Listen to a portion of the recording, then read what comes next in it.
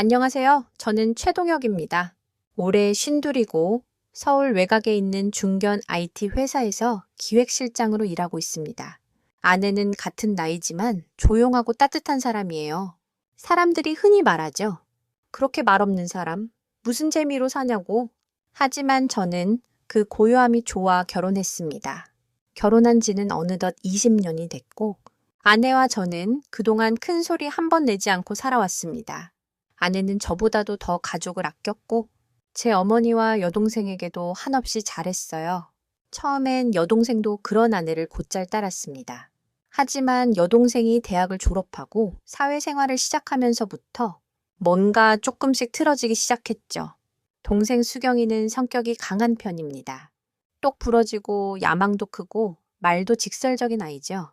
그런 수경이가 아내를 대할 때면 꼭 말끝마다 쓴소리를 섞곤 했습니다. 형수는 너무 소심하셔. 그런 성격으로 애들 키우면 애들이 세상 물정 모르고 살아요. 이런 일엔 목소리를 좀 더 내셔야지, 형수.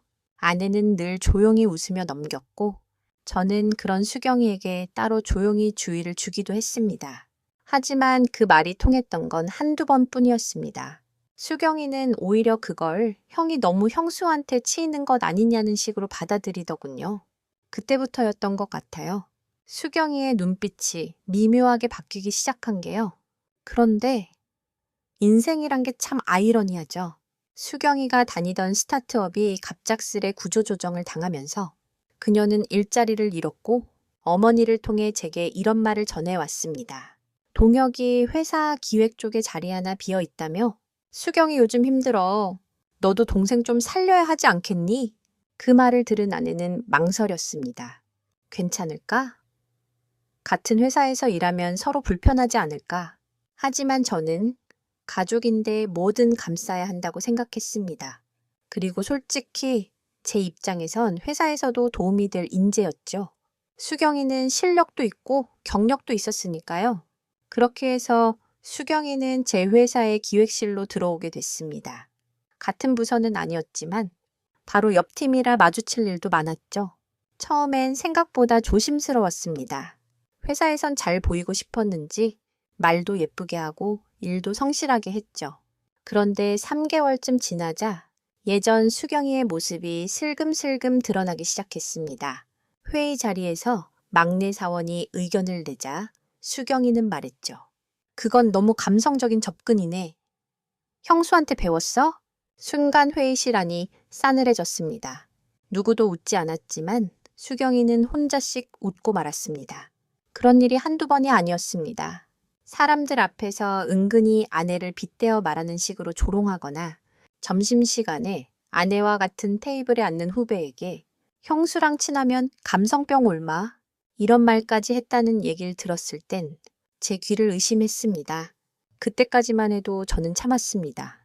회사 내에서 가족 문제를 드러내는 게 싫었고 무엇보다 아내가 상처받을까봐 더 조심스러웠거든요. 하지만 어느 날 회식 후 단체 톡방에 영상 하나가 올라왔습니다. 술자리에서 몰래 찍힌 영상이었는데 수경이가 사람들 앞에서 아내 흉을 보는 장면이 그대로 담겨 있었어요. 우리 형수요? 진짜 웃겨요.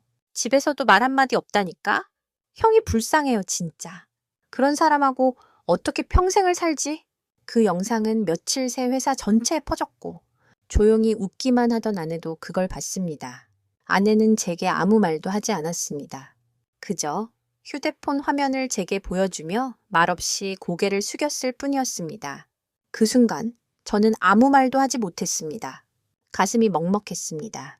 그 조용한 눈빛이 말보다 더 큰 아픔을 전하고 있었거든요. 그리고 저는 아주 조용히 다음 날 아침 사장실 문을 두드렸습니다. 사장실 문을 두드린 그날 아침, 저는 평소보다 훨씬 이른 시간에 출근해 있었습니다. 전날 밤, 아내는 아무 말 없이 제 옆에 누워 있었지만 잠든 듯 깨어 있는 듯 숨결 하나까지 무겁게 느껴졌습니다. 그 조용한 슬픔 앞에서 저는 더 이상 참을 수 없었습니다. 들어오세요. 사장님의 목소리는 늘 그렇듯 담백했습니다. 무슨 일이야, 동혁 씨? 저는 깊게 허리를 숙이고 앉았습니다.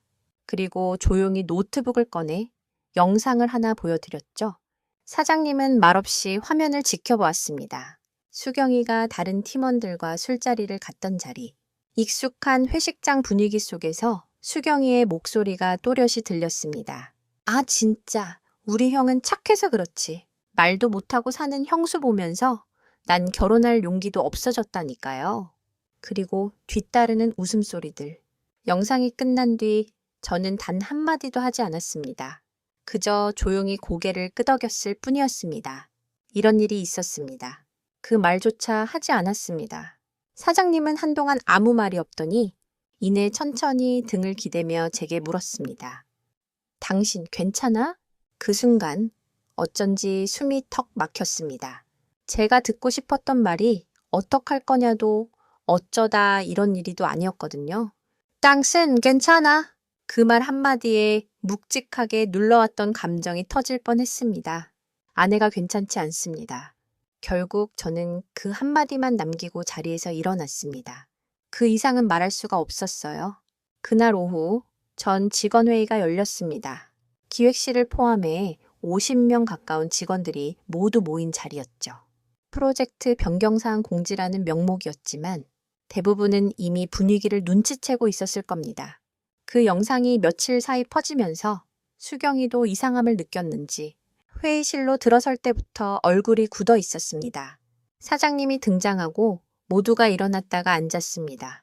회의가 시작되려던 그때 사장님은 곧장 모니터를 가리키며 말했습니다. 이 영상 다들 봤습니까? 순간 회의실 전체가 얼어붙었습니다. 마치 숨소리조차 삼켜야 할 듯한 정적이 흘렀죠. 영상이 다시 재생됐습니다. 웃음소리, 조롱, 그리고 수경이의 말투. 사람들은 모니터가 아닌 저를 보거나 그녀의 얼굴을 힐끔거리며 눈을 피했습니다.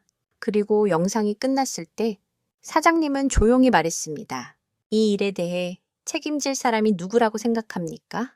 아무도 대답하지 않았습니다. 그때 수경이가 떨리는 목소리로 말했죠. 죄송합니다. 사적인 얘기를 너무 가볍게 한 것 같아서 그 순간 사장님은 저를 바라보셨습니다. 당신은 어떻게 생각합니까? 동혁 씨? 저는 자리에서 천천히 일어났습니다. 그리고 말없이 고개를 한번 끄덕였습니다. 그 한 번의 고개 끄덕임, 그걸로 충분했습니다. 그 이상의 말은 필요 없었습니다. 그 자리에 있던 모든 사람은 그 의미를 알 수 있었으니까요. 사장님은 깊게 숨을 내쉬며 말했습니다. 업무 외적인 조롱과 비방? 그것도 가족 간의 문제가 공공의 자리에서 이런 방식으로 드러났다는 건 우리 조직에도 책임이 있다는 말입니다. 우리는 더는 이런 걸 묵과하지 않겠습니다. 수경이는 아무 말도 하지 못했습니다. 입술을 꼭 다문 채 고개를 푹 숙인 채였습니다. 그 모습이 안쓰럽기도 했지만 저는 외면했습니다. 그 순간만큼은 누구보다 제 아내가 먼저 떠올랐으니까요. 회의가 끝난 뒤 수경이는 아무도 없는 복도로 나갔고 저는 그녀를 따라가지 않았습니다. 그저 회의실에 남아 한 명 나가는 동료들의 무거운 표정을 지켜보았습니다. 그리고 마지막까지 자리를 정리하던 한 막내 직원이 제게 조심스레 다가와 말했습니다. 실장님, 그 영상 저는 정말 보기 불편했어요. 형수님이 어떤 분인지 다 아는데 너무 속상했어요. 그 말을 듣고 저는 가볍게 웃으며 말했습니다. 이제라도 그 마음을 말해줘서 고맙습니다. 그날 이후 무언가 달라졌습니다. 회사 분위기도, 제 마음도, 그리고 아내의 눈빛도요. 며칠간의 침묵이 흘렀습니다. 회의 이후 수경이는 무급 휴가를 신청했고 사무실에서 그녀의 자리는 비어 있었습니다. 사람들은 조심스럽게 그 사건을 피했고 저 역시 아내에게 괜히 말을 꺼낼 수가 없었습니다. 아내는 여전히 조용했지만 식탁에 앉아도 젓가락을 제대로 들지 않았고 밤이면 거실 소파에서 한참을 앉아 있다가야 겨우 방으로 들어왔습니다. 그런 아내의 모습이 더 아팠습니다. 그녀는 화를 내는 대신 슬픔으로 반응했거든요. 말없이 흘리는 눈물은 때로 고함보다 더 큰 소리였습니다. 그러던 어느 날 제게 한 통의 메시지가 왔습니다. 보낸 사람은 수경이었습니다. 형, 결국 이렇게까지 해야 했어? 나 회사에서 완전 매장됐어. 사람들이 나를 어떻게 보겠어? 형수 하나 지키겠다고 나를 이렇게까지 망신줘야 됐냐고. 그리고 그 아래 짧게 한 줄 더 써 있었습니다. 엄마가 알면 뭐라고 하실지 생각은 해봤어? 그 문장을 읽는 순간 갑자기 가슴이 철렁했습니다. 어머니, 늘 조용히 우리 사이를 지켜보던 그분까지 이 일에 휘말리게 된다면 다음 날 정말 어머니에게서 전화가 왔습니다. 동혁아, 나 좀 볼 수 있겠니? 목소리는 평소와 같았지만 느낌은 달랐습니다. 저는 점심시간을 쪼개 어머니 댁으로 향했습니다. 차를 몰고 가는 내내 머릿속은 복잡했습니다. 수경이가 어떤 식으로 말을 했을지, 어머니가 어떤 입장에 서 있을지 저는 차마 짐작도 하지 못했습니다. 왔으니 문을 열어주신 어머니는 평소보다 조금 수척해 보였습니다. 거실에 앉자마자 어머니는 본론으로 들어갔습니다. 수경이 많이 힘들어 하더라. 너도 알지? 그 아이 감정이 격한 거. 저는 아무 말도 하지 않았습니다. 어머니는 조심스럽게 말을 이어갔습니다. 내가 누굴 편들 생각은 없어. 근데 말이다. 가족이라는 게 서로 덮고 가는 거 아니겠니? 그 말에 저는 참아왔던 말을 꺼낼 수밖에 없었습니다. 어머니, 덮고 가기엔 너무 멀리 왔습니다. 수경이가 아내한테 한 말 그냥 실수라고 하기엔 너무 깊어요. 그리고 엄마는 왜 늘 아내보다는 수경이 편부터 드세요? 어머니는 잠시 말을 잃더니 깊은 한숨을 내쉬셨습니다. 나도 그 아이가 애처로워서 그랬지. 혼자 살면서 얼마나 외로웠겠니.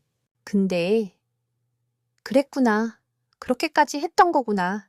처음으로 어머니의 입에서 그런 말이 나왔을 때 저는 이상하게 눈시울이 뜨거워졌습니다. 엄마, 나 지금 아내를 잃을까봐 무서워요. 제 입에서 그런 말이 나왔을 때 어머니는 조용히 제 손을 잡았습니다. 지켜. 너한텐 그 여자가 전부잖니. 그날 저녁 집에 돌아온 저는 조용히 아내 옆에 앉았습니다. 아내는 말없이 저를 바라봤고 저는 마침내 입을 열었습니다. 미안해. 그동안 내 여동생이라서 네가 상처받는 걸 뻔히 보면서도 모른 척했어. 정말 미안해. 아내는 잠시 눈을 감았다가 조용히 말했습니다. 난 괜찮아. 그냥 이젠 우리가 서로를 더 지키자. 그거면 돼. 그 말을 듣고 저는 처음으로 마음 깊이 눈물이 났습니다. 그녀는 정말 아무것도 바라지 않는 사람이었습니다. 그저 함께 있고 서로를 지켜주는 것만으로도 충분하다는 사람이었습니다. 그 순간 저는 다짐했습니다. 이제부터는 더는 넘지 못하게 하자. 아무도 우리 사이에 함부로 끼어들지 못하게. 하지만 세상 일이 늘 그렇게 조용히 끝나진 않죠. 며칠 후 수경이가 또 다른 방식으로 움직였다는 이야기를 듣게 되었습니다. 며칠간 조용했던 회사 분위기가 다시 술렁이기 시작한 건 내부 익명 게시판에 올라온 글 하나 때문이었습니다. 감성파리로 동정 얻는 사람, 진짜 조직에 도움될까요? 능력보다 처세술로 살아남는 사람이 승진 앞줄에 서 있다면 그건 건강한 조직일까요? 조용한 사람일수록 위험하다 라는 말이 괜히 있는 게 아니죠. 처음엔 누구에 대한 이야기인지 불분명했지만 글 아래 달린 댓글들과 반응을 보면 대부분이 우리 회사 기획팀 누구라는 걸 알고 있었습니다. 그 대상은 바로 제 아내였습니다. 익명 게시판이긴 했지만 문장 구조나 말투, 심지어 언급하는 표현들까지 너무나 익숙했습니다. 수경이었습니다. 그녀는 조용히 그러나 집요하게 아내의 이미지를 무너뜨리려 하고 있었습니다. 이전 영상 사건으로는 명확한 징계를 피했지만 이제는 사내 여론을 움직이려는 듯 보였습니다. 사람들은 눈치를 봤습니다. 겉으로는 아무렇지 않게 대하면서도 어딘가 조심스럽고 묘한 거리감이 생겨났습니다. 그건 고스란히 아내에게도 전달됐습니다. 나 무슨 잘못했어? 아내가 제게 처음으로 그 질문을 했을 때 저는 아무 말도 할 수 없었습니다. 왜냐하면 그녀는 정말 잘못한 게 없었으니까요. 단 하나도. 저는 조용히 사내 인사평가 자료를 다시 검토했습니다. 기획팀 평가표에서 아내의 항목에 이상한 수치가 입력된 걸 발견한 건 그 다음 날이었습니다. 팀 협력도 C, 문서 정리 및 보고서 질 B, 커뮤니케이션 태도 C+. 평소라면 절대 나올 수 없는 수치들이었습니다. 그녀는 늘 정확하고 꼼꼼하게 일했고 동료들 사이에서도 묵묵한 신뢰를 쌓은 사람이었으니까요. 저는 해당 평가를 입력한 팀장의 기록을 살폈고 그 팀장의 뒤에는 수경이가 있었습니다. 둘은 퇴사 전 같은 회사에서 함께 일했던 사이였고 수경이가 입사하면서부터 친하게 지내는 걸 알고 있었죠. 더는 참을 수 없었습니다. 이번엔 정식 절차로 대응해야 한다고 판단했습니다. 저는 바로 인사팀에 정식 문제 제기를 요청했고 내부 시스템 로그를 통해 누가 어떤 항목을 편집했는지 추적하게 했습니다. 그리고 며칠 뒤 인사팀장이 조용히 제게 연락해 왔습니다. 실장님, 말씀드리기 곤란한데 아내분 평가 입력 시점과 편집 기록에 수경 씨의 계정이 사용된 게 확인됐습니다. 그 말은 더 이상 오해가 아닌 의도적인 조작이라는 뜻이었습니다. 그날 사장님과 다시 면담을 요청했습니다. 회의실엔 사장님과 인사팀장, 그리고 수경이까지 불러졌습니다. 저는 말없이 한 장의 프린트를 꺼내 놓았습니다. 조작된 평가표와 그 편집 시간, 아이디, 로그 기록이 담긴 서류였습니다. 수경이는 그걸 보고도 처음엔 태연했습니다. 그건 그냥 내가 옆에서 도와준 거지. 입력해달라고 해서 대신 눌러준 거야. 하지만 그 핑계는 오래가지 못했습니다. 인사팀장이 단호하게 말했습니다. 직속 팀원이 아닌 사람의 평가를 직접 시스템에 입력한 건 명백한 절차 위반입니다. 더군다나 그 내용이 근거 없는 비에 가까울 경우 명백한 징계 사유가 됩니다. 수경이의 얼굴이 하얗게 질렸습니다. 그녀는 한참 말을 잇지 못하더니 결국 자리에서 일어나 이렇게 말했습니다. 알았어요. 사직서 내겠습니다.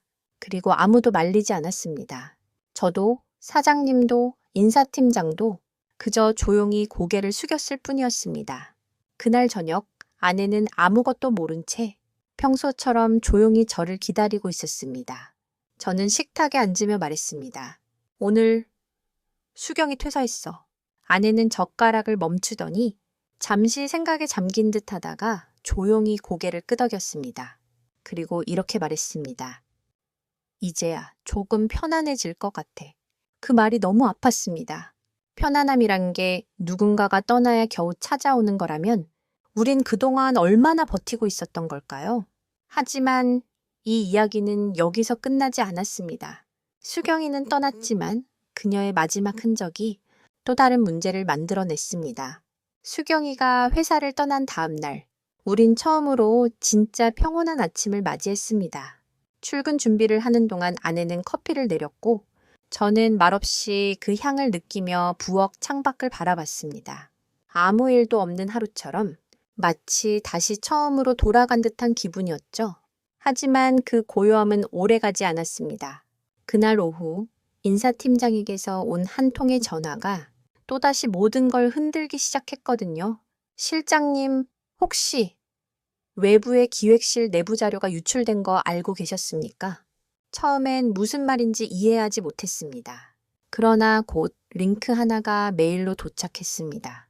포털 사이트의 인기 게시판, 익명의 글 하나가 수백 개의 댓글과 함께 상단에 떠 있었습니다.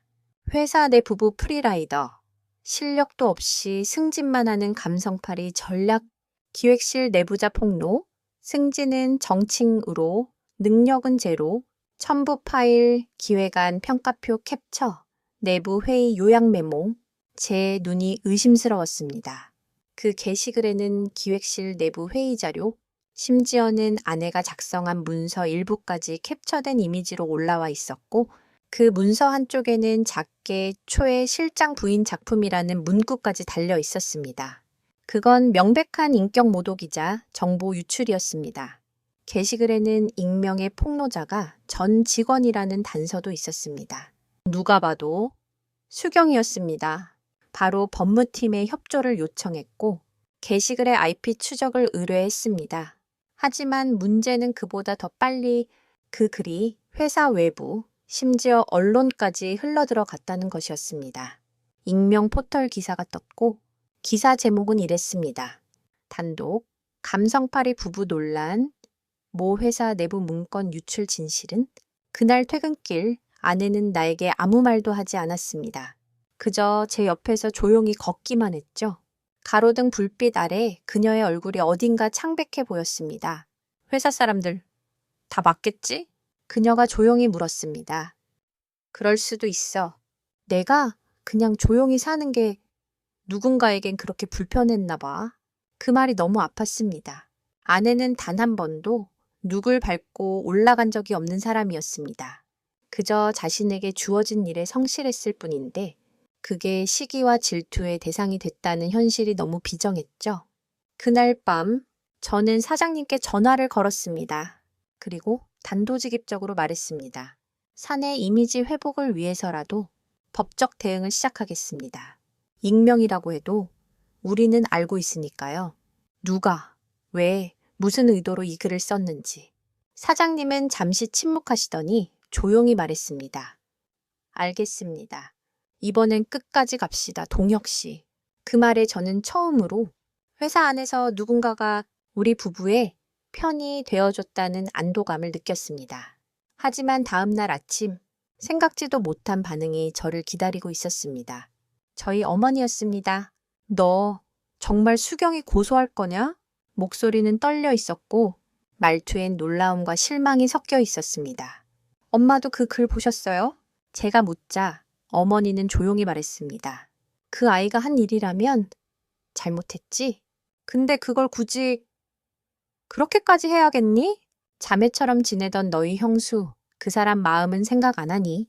그 말의 순간 말문이 막혔습니다. 자매처럼 지내던 사람? 누굴 말하는 거지? 엄마, 아내가 지금 어떤 상태인지 모르세요. 이건 단순한 가족 싸움이 아니에요. 명예훼손이고 정보 유출이고 고의적 비방이에요. 더는 참고 살 수 없어요. 어머니는 한동안 아무 말이 없었습니다. 그리고 이내 조용히 한마디 남기셨죠. 그럼 나도 더 이상 관여하지 않을게. 이건 너희 문제니까. 그 말에 이상하게 마음이 더 아팠습니다. 우린 결국 가족이라는 이름 아래 서로의 상처를 이해하지 못하고 서 있는 것 같았습니다. 그날 밤 아내는 말없이 제 옆에 누웠습니다. 그녀의 손을 꼭 잡으며 말했습니다. 당신이 옳았다는 걸 세상이 알아줬으면 좋겠어. 그녀의 그 말이 곧 우리 싸움의 방향을 결정해 줬습니다. 우리는 이제 감정이 아니라 진실로 증명해야 했습니다. 고소장은 예상보다 빨리 접수되었습니다. 법무팀과 협의를 거쳐 명예훼손, 업무방해, 정보 유출에 대한 정식 고소로 절차를 시작했고 저는 퇴근 후 곧장 지방법원 민원실로 향했습니다. 창구에 서서 서류를 건네는 제 손이 조금 떨리고 있다는 걸 그제야 느꼈습니다. 이게 정말 최선일까? 가족끼리 여기까지 가는 게 맞는 걸까? 순간순간 마음속에서 수많은 물음이 올라왔지만 그래도 저는 사인을 했습니다. 이건 제 아내를 지키기 위한 일이니까요. 며칠 뒤 수경이에게 고소장이 전달되었다는 연락이 왔습니다.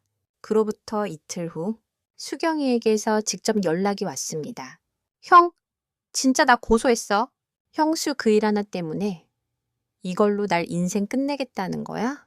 목소리에는 억울함과 분노가 뒤섞여 있었습니다. 수경아, 넌 선을 넘었어. 회사 사람이자 가족이라는 걸 이용해서 아내를 무너뜨렸어. 내가 그냥 좀 얄미워서 그랬던 건데 왜 다들 날 악마로 만들어? 그녀는 끝내 울음을 터뜨렸고 그 순간에도 저는 마음이 무너지지 않으려 애써야 했습니다. 이 일은 이제 감정의 문제가 아니라 사실과 책임의 영역이라는 걸 저부터 놓아서는 안 됐거든요. 며칠 후 우리는 수경이 측 변호인을 통해 조정협의 요청을 받았습니다. 한번 만나자 대화로 해결해보자는 쪽이었죠. 저와 아내는 법무팀 조언을 받아 정식으로 사내 회의실에서 만남을 가졌습니다. 긴 테이블, 반대편에 앉은 수경은 초췌하고 지친 얼굴이었습니다. 형수, 정말 미안해요. 처음엔 그냥 셈이 났어요. 어딜 가도 다들 형수 얘기만 하고 회사에서도 조용한 사람이 인정받는 게 이상했어요. 난 그렇게 살아온 적이 없으니까. 아내는 말없이 그녀를 바라보다 조용히 말했습니다. 수경 씨, 나는 당신에게 질투받을 만한 삶을 살지 않았어요. 단 한 번도 누굴 밟고 올라선 적 없어. 그걸 이제라도 알게 됐다면 다행이에요. 그 말에 수경이는 눈물을 흘리며 고개를 숙였습니다. 그리고 조정 테이블 끝에서 수경이의 변호사가 작은 서류 하나를 꺼냈습니다. 이건 수경 씨가 퇴사하며 남긴 사내 자료입니다. 혹시 문제가 될 만한 것이 있다면 반납하겠다는 동의서인데 그와 별도로 회사 공유 서버에서 수경 씨의 계정으로 무단 저장된 파일이 발견됐습니다. 그 서류엔 기획팀 내부 기밀 자료 외에도 아내의 개인 메모, 사내 회의 녹취 일부가 포함되어 있었습니다. 그리고 그 하단에는 회사 내 NDA 비밀 유지 서약서 위반 조항도 명시돼 있었죠. 수경이의 눈빛이 흔들렸습니다. 그건 백업하려고 회사 나온 뒤에도 혹시 모르니까 그 순간 아내가 조용히 입을 열었습니다. 그게 당신이 말한 혹시 모르니까였어요?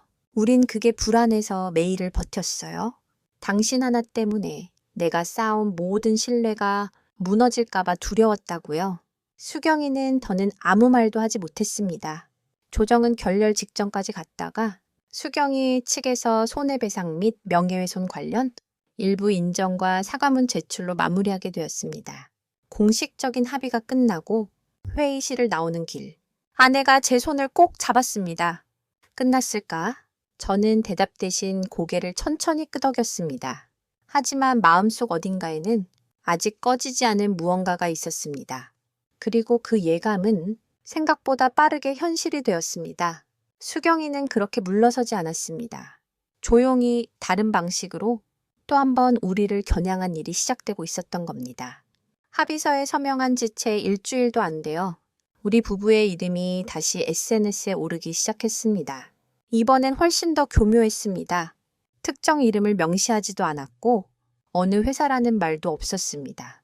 하지만 지역, 연령대, 직종, 심지어 문체까지 조금만 아는 사람이 보면 단번에 떠올릴 수 있는 그런 방식이었죠. 익명의 계정에서 올라온 글들엔 이런 표현들이 담겨 있었습니다. 남의 인생 망쳐놓고 뻔뻔하게 손잡고 웃는 부부. 조용한 얼굴 뒤엔 얼마나 잔인한 계산이 숨어 있는지 사람들은 몰라요. 그 사람들, 겉으로는 깨끗한 척하지만 회사 안에선 악명이 높았죠. 처음엔 무시하려 했습니다. 허위 사실이고 익명이고 그냥 지나가는 바람 같은 거라고 생각했죠. 하지만 문제는 그 계정을 공유하며 혹시 누구 얘기 아니야? 라고 속삭이는 사람들이 생기기 시작한 것이었습니다. 심지어 아내의 친구 중 몇몇은 그 계정을 팔로우하고 있었고 회사 근처 동네 커뮤니티에도 비슷한 얘기들이 돌기 시작했습니다. 아내는 하루가 다르게 말이 없어졌습니다. 밖에 나가는 것도 꺼려 했고 늘 웃음 띠던 표정은 차가운 창문처럼 닫혀 있었습니다. 나 잘못 산 걸까? 그녀가 그렇게 말했을 때 저는 말없이 그녀의 손을 잡았습니다. 아니야. 넌 잘 살아왔어. 잘못한 건 침묵한 나야. 그날 밤 우리는 함께 SNS 계정을 정리했습니다. 아내는 사용하던 계정을 탈퇴했고 저는 익명 게시글의 출처를 추적하기 위해 법무팀과 다시 접촉을 시작했습니다. 이번엔 더 복잡했습니다. IP는 해외 서버를 경유하고 있었고 글의 작성 시간도 불규칙했습니다. 그러다 한 포인트에서 수경이와 오래 알고 지낸 지인이 해당 계정의 좋아요와 댓글을 반복적으로 단다는 사실을 우리는 포착할 수 있었습니다. 그 사람은 과거 수경이와 같은 동아리 출신이었고 아내에 대해 안 좋게 이야기했던 적도 있었습니다. 저는 그 지인을 조용히 만나러 갔습니다. 중립적인 자리에서 커피 한 잔을 앞에 두고 차분하게 말했습니다. 이 일에 더 이상 엮이지 마세요. 우린 이미 조정도 끝났고 더는 감정으로 대응하지 않겠습니다. 하지만 반복된다면 그땐 법이 움직일 겁니다. 그는 얼굴이 하얗게 질리더니 작게 중얼이듯 말했습니다. 난 그냥 수경이가 너무 힘들어 보여서 그 사람이 모든 걸 잃었잖아요. 그래서요? 우리는 아무것도 잃지 않았다는 뜻인가요? 조용히 산 죄밖에 없는 사람이 왜 계속해서 조롱받아야 하죠? 그 말에 그는 고개를 떨궜고 며칠 뒤 그 계정은 사라졌습니다. 정확한 출처를 끝까지 밝히진 못했지만 그 침묵은 분명 메시지였습니다. 이제는 더 건드리지 말라는 무언의 신호였죠. 아내는 그 소식을 듣고도 크게 반응하지 않았습니다.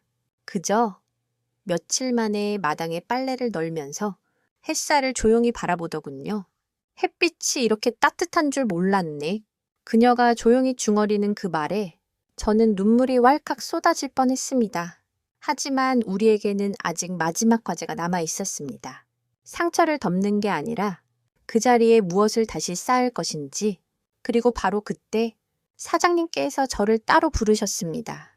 동혁 씨, 이 일 회사에 남긴 것도 꽤 많습니다. 근데 난 이 상황을 조금 다르게 써보고 싶어요. 뜻밖의 제안이었습니다. 조금 다르게 써보고 싶어요. 사장님의 그 말은 생각보다 더 깊은 의미를 담고 있었습니다. 동혁 씨, 이번 사건은 우리 회사에도 분명 큰 파장을 줬습니다. 하지만 나는 이걸 단지 사건으로 끝내고 싶지 않아요. 우리가 배운 걸 다른 사람들과 나눌 수 있다면 그 자체로 의미 있는 변화가 되지 않을까요? 저는 처음엔 당황했습니다. 혹시 공론화 하겠다는 말씀이신가요? 사장님은 고개를 저으셨습니다. 공론화가 아니라 공유죠. 정제된 방식으로 조용히 필요한 사람들에게 가닿을 수 있도록 그렇게 해서 제안받은 건 사내 워크숍에서 직장 내 관계 갈등과 회복을 주제로 한 소규모 세미나였습니다. 연사로는 저와 그리고 아내. 내가요. 아내는 제 이야기를 듣고 놀란 듯 말했습니다. 꼭 해야 하는 건 아니에요. 하지만 당신만이 말할 수 있는 이야기가 있잖아요. 조용히 묵묵히 견디며 살아온 사람의 목소리. 그걸 듣고 싶은 사람이 있을 거예요. 며칠을 고민한 끝에 아내는 작게 고개를 끄덕였습니다. 내 목소리가 누군가에게 위로가 된다면 한 번쯤은 괜찮을 것 같아. 우리는 함께 자료를 만들었습니다. 처음엔 어색하고 망설였지만 아내는 조금씩 자신의 경험을 풀어놓기 시작했죠. 조용한 사람도 상처를 받습니다. 말이 없다고 마음이 없는 게 아니에요. 경청은 침묵보다 더 깊은 존중이 될 수 있어요. 세미나 당일 작은 회의실에 명 남짓한 직원들이 모였습니다. 긴장한 얼굴로 아내가 앞에 섰고 저는 그 옆에서 슬라이드를 넘기며 조용히 지켜봤습니다. 저는 평생 조용하게 살아왔습니다. 누군가를 불편하게 하지 않기 위해 때론 제 감정도 숨기며 살아왔죠. 하지만 그게 늘 정답은 아니더라고요. 처음엔 다소 무거운 분위기였지만 아내의 담담한 목소리와 진심 어린 이야기들은 점점 사람들의 표정을 바꿔놓았습니다. 세미나가 끝나고 몇몇 동료들은 조용히 다가와 말했습니다. 정말 감동이었습니다. 저도 비슷한 상처가 있어서 눈물이 났어요. 말없이 살아온 제 어머니가 생각났어요. 감사합니다. 그날 밤 집으로 돌아오는 길, 아내는 제 옆에서 조용히 말했습니다. 이런 느낌, 처음이야. 나도 뭔가 누군가에게 도움이 됐다는 기분. 저는 그 말에 미소 지었습니다. 당신은 늘 그런 사람이었어요. 다만 이제 사람들이 알아주기 시작한 거죠. 며칠 뒤 어머니에게서 연락이 왔습니다. 동영상 봤다. 회사 세미나에서 너희 둘이 나와서 한 이야기. 참 많이 컸구나, 너희. 목소리는 잠시 떨렸고 그 속엔 미안함과 자랑스러움이 섞여 있었습니다. 엄마도 많이 배웠어. 조용한 사람일수록 더 깊은 힘이 있더라. 그 말을 들은 순간 마음 깊은 곳에서 무언가 따뜻하게 풀리는 느낌이 들었습니다. 긴 싸움이었고 쉽지 않은 시간이었지만 우린 조금씩 서로를 향한 신뢰와 존중을 다시 쌓아올리고 있었습니다. 하지만 마지막 과제가 아직 하나 남아 있었습니다. 진짜 회복은 관계에서 시작되는 것이었으니까요. 그리고 그 마지막 관문은 바로 수경이와의 마주함이었습니다. 수경이와의 마지막 마주침은 생각보다 더 조용하고 더 인간적이었습니다. 사장님으로부터 뜻밖의 제안을 받은 건 워크숍이 끝나고 이틀 후였습니다. 수경 씨가 만나고 싶다더군요. 정식 사과를 하고 싶다고 했습니다. 솔직히 저는 갈등했습니다. 이미 법적 절차도 마무리됐고 상처도 충분히 받았고 그녀의 존재 자체가 우리 부부에겐 깊은 그림자였으니까요. 하지만 아내는 제 생각보다 더 담담하게 말했습니다. 그래, 만나보자. 사과는 받아줄 수도 있는 거니까 우리는 사장님이 중재한 자리에서 회사 근처 조용한 카페에 마주 앉게 되었습니다. 시간은 오후 4시. 가게엔 은은한 음악만이 흘렀고 창밖에선 노란 은행잎이 떨어지고 있었습니다. 먼저 도착한 우리는 말없이 차를 마셨습니다. 잠시 뒤 문이 열리고 수경이가 들어섰습니다. 얼굴은 많이 수척해 있었고 눈 밑엔 깊은 그늘이 드리워져 있었습니다. 그녀는 다가와 말없이 허리 숙여 인사했습니다. 죄송합니다. 정말 죄송해요. 목소리는 떨렸고 우리는 잠시 서로를 바라봤습니다. 아내가 먼저 입을 열었습니다. 수경 씨, 나는 한동안 당신 얼굴을 떠올리는 것만으로도 괴로웠어요. 근데 지금 이 자리까지 온 당신의 용기는 받아줄 수 있을 것 같아요. 그 말에 수경이는 고개를 깊이 숙였습니다. 형수, 그때 난 너무 어렸어요. 스스로는 똑똑하다고 착각했고 형수처럼 조용한 사람을 무능하다고 단정지었어요. 그게 얼마나 오만했는지 지금은 알아요. 저는 그저 조용히 들었습니다. 지금 이 대화는 내가 나서야 할 자리가 아니라는 걸 알았으니까요. 아직도 수경이가 말을 멈췄다가 이어갔습니다. 내가 나쁜 꿈을 꾸는 것 같아요. 형수랑 형이 손잡고 강의하는 영상을 봤을 때 처음엔 분노가 치밀었는데 그게 아니라 부끄러움이 밀려왔어요. 아내는 말없이 미소 지었습니다. 그 미소는 따뜻했다기보다 마침내 마음을 내려놓은 사람의 표정 같았습니다. 수경 씨, 우리 다시 예전처럼 돌아가긴 어려울 거예요. 하지만 서로 상처 주지 않고 살 수는 있겠죠. 수경이는 눈물을 닦으며 작게 고개를 끄덕였습니다. 나중에 언젠가 형수처럼 조용하고 단단한 사람 되면 그땐 다시 웃으며 만날 수 있을까요? 그 말에 아내는 조용히 손을 내밀었습니다. 그건 당신 하기 나름이죠. 두 사람의 손이 잠시 닿았다가 천천히 떨어졌습니다. 그 순간 모든 긴장이 고요히 흘러내리는 것 같았습니다. 그날 저녁 우리는 집으로 돌아오는 길에 처음으로 아무 말 없이 웃었습니다. 길가의 가로등 불빛도 이상하리만큼 따뜻하게 느껴졌습니다. 고마워요. 당신 덕분에 나는 한 번도 나답지 않게 되지 않았어요. 아내가 그렇게 말했을 때 나는 마음속으로 조용히 대답했습니다. 아니야, 내가 너한테 배운 거야. 조용함 속에서도 흔들리지 않는 힘을. 그로부터 시간이 지나며 상처는 완전히 사라지진 않았지만 우리는 그것을 껴안는 법을 배웠습니다. 그리고 그 상처 위에서 다시 피어난 마음으로 조금 더 단단해졌습니다. 요즘 우리 부부는 아침마다 따뜻한 차를 함께 마시는 걸 하나의 작은 의식처럼 지키고 있습니다. 특별한 대화가 오가는 건 아닙니다. 그저 창밖의 하늘을 바라보며 오늘의 날씨를 이야기하고 정원에 핀 꽃이 하나 더 늘었는지를 이야기하는 정도. 하지만 그 평범한 대화 안에는 예전에는 몰랐던 감정이 담겨 있습니다. 믿음, 안도, 그리고 고요한 존중. 나는 이 이야기를 통해 내 삶에서 너무나 당연하게 여겼던 것들이 사실은 얼마나 어렵게 지켜온 것인지 비로소 알게 되었습니다. 누군가의 침묵은 무기력이 아니라 선택입니다. 누군가의 조용함은 무심함이 아니라 깊은 배려입니다. 그리고 그 배려는 상처를 감추는 일이 아니라 함께 살아가기 위한 의지였습니다. 아내는 여전히 조용한 사람입니다. 많이 웃지도 않고 많이 말하지도 않습니다. 하지만 이제 나는 압니다.